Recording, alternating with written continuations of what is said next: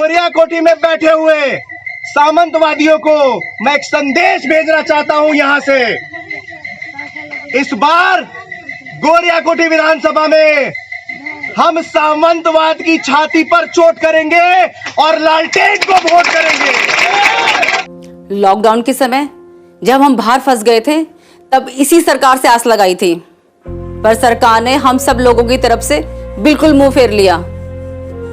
वो नहीं चाहते थे हम अपने घर वापस आए। आज भी नहीं भूले हैं हम वो भूखे प्यासे पैदल चलना। हम मजदूरों को अपने घर वापस बुला नहीं पाई। ये सरकार हमारे किसी काम नहीं आई। बोले बिहार, बदले सरकार, महागठबंधन को वोट दें। बिहार विधानसभा चुनाव को लेकर सभी पार्टियों के प्रत्याशियों और उनके प्रतिनिधियों और समर्थकों का जनसंपर्क अब अंतिम पड़ाव पर है।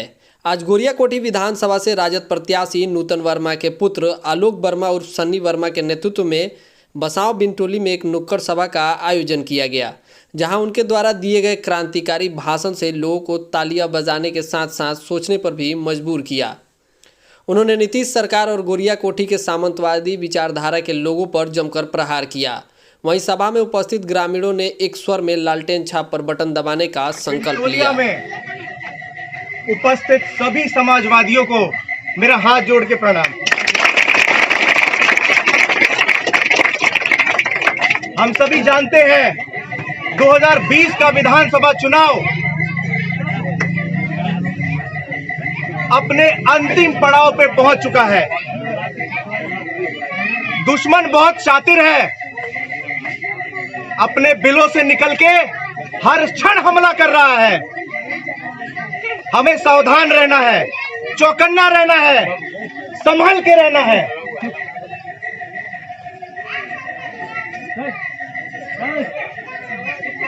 ये विधानसभा चुनाव बिहार का अनोखा चुनाव है। इस चुनाव में हम लड़ रहे हैं 10 लाख रोजगार के लिए, उन मूलभूत सुविधाओं के लिए जिनसे हमको बरसों वंचित रखा गया है।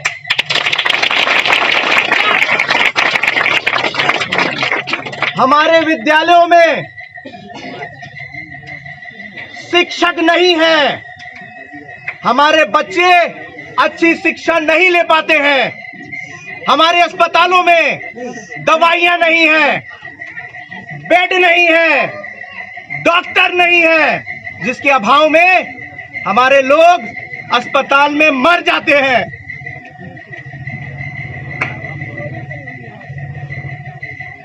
कल कारखाने नहीं है, हमारे लोगों को दूर देशों में जाना पड़ता है रोजी रोटी की तलाश में।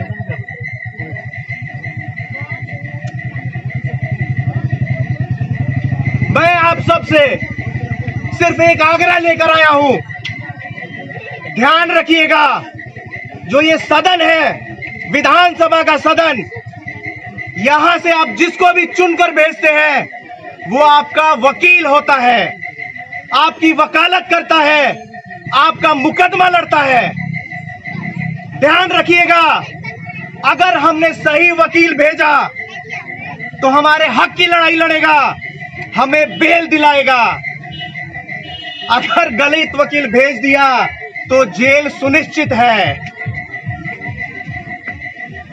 3 तारीख को लालटेन के निशान पर बटन दबाकर हम इस निकम्मी सरकार को उखाड़ के फेंक देंगे।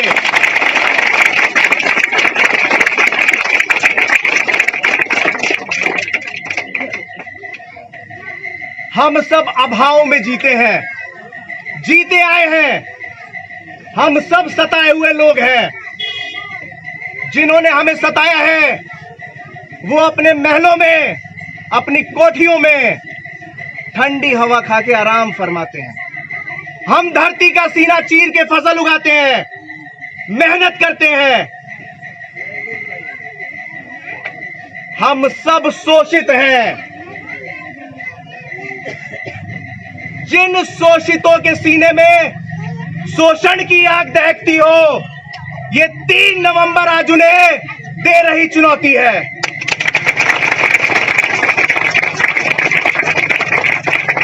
समय बहुत कम है, हम सब समझदार लोग हैं, हम सब कुछ समझते हैं। हमें अपने अधिकारों के विषय में पूरी जानकारी है।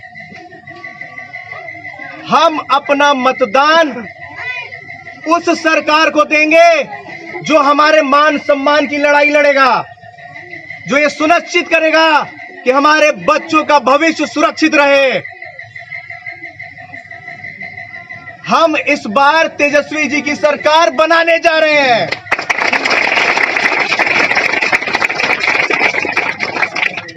समय कम है, अभी बहुत कुछ बाकी रह गया है, बहुत लोगों से मुलाकात भी करनी है। मैं एक बस छोटा सा वाक्य अपने जीवन का आपके साथ साझा करना चाहता हूं। हम लोग रात में अक्सर एक ख्वाब देखते हैं, सपना देखते हैं सोते हुए नींद में। कुछ याद रहता है, कुछ भूल जाते हैं।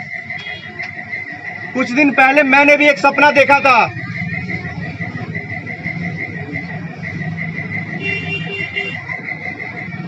मेरे पिताजी कोरोना से बीमार थे, सरकारी अस्पताल में उनकी मृत्यु हो गई 4 अगस्त को।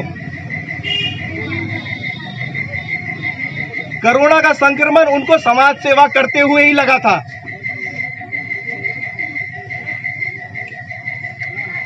सपने में मैंने देखा कि मैं उनके पास हूं, मैं बातें कर रहा हूं, वो मेरे सामने खड़े हैं। मैंने पूछा कि पापा ऐसी गलती क्या हो गई थी मुझसे कि आप हमें छोड़कर चले गए।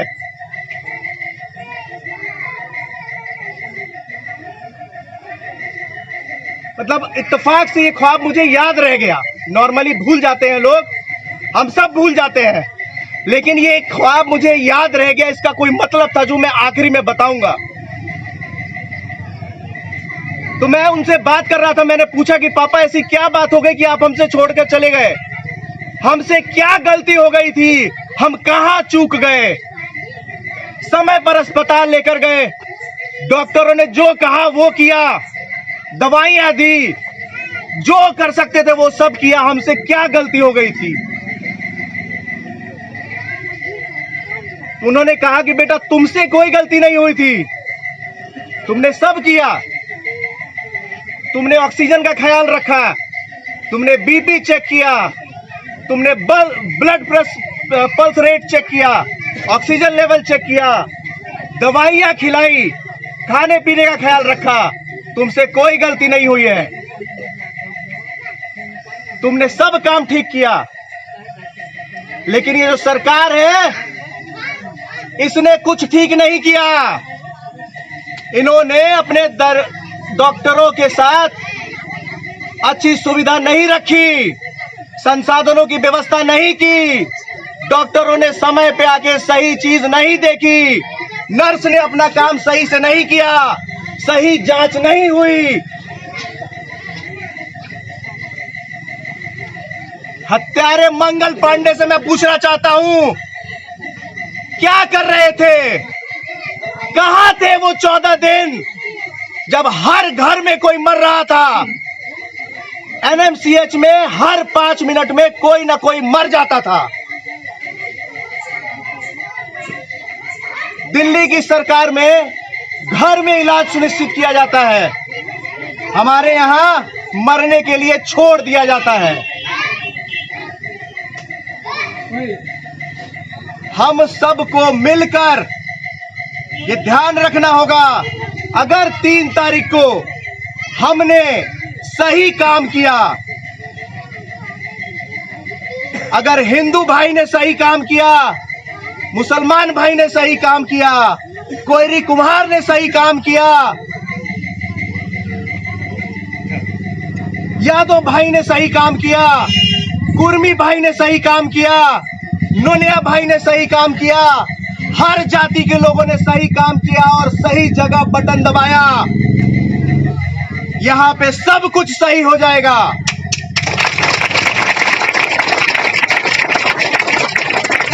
हमें अधिकार है उज्जवल बिहार का सपना देखने का, हम वो सपना साकार करेंगे। 3 तारीख को सुबह 7 बजे से लेके 5 के 7 बजे का वक्त है। सब कोई बूथ पर पहुंच जाए। लालटेन के बगल में नीला बटन है, उसको दबाकर इस निकम्मी सरकार को चोट देना है।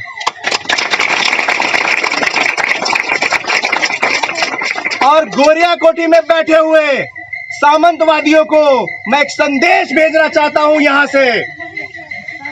इस बार गोरिया कोठी विधानसभा में हम सामंतवाद की छाती पर चोट करेंगे और लालटेन को वोट करेंगे। इन्हीं शब्दों के साथ मैं अपनी वाणी को विराम देता हूं। जय हिंद, जय भारत। निवेदन करता हूं, आग्रह करता हूं, विनती करता हूं कि एक बार आप लोग तेजस्वी भाई के हाथों को मजबूत करें। एक बार इस प्रदेश में, इस राज्य में तेजस्वी जी की सरकार बनाएं।